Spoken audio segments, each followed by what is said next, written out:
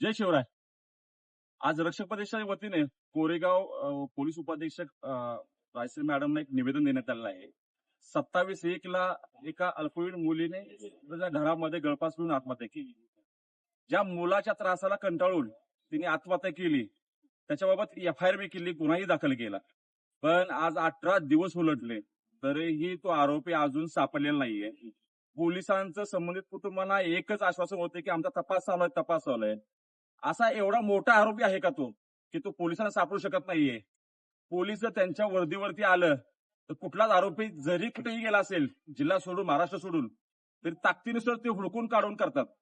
एवढं सातारा पोलिसांचं नाव आहे.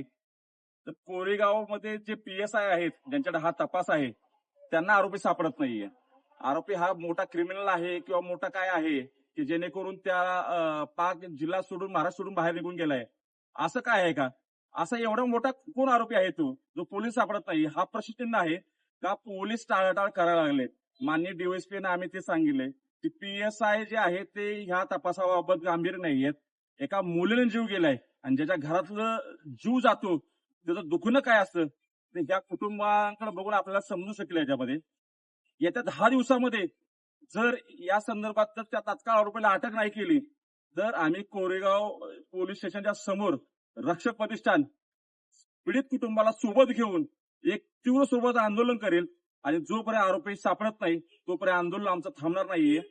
एक कळकळीची विनंती DYSPने केली आहे. DYSPने तात्काळ त्या PSI जे त्यांच्यावर तपास आहे त्यांनाही फोन केला आहे. त्यांना फोन करून त्यांनी सूचना दिल्या DYSPला.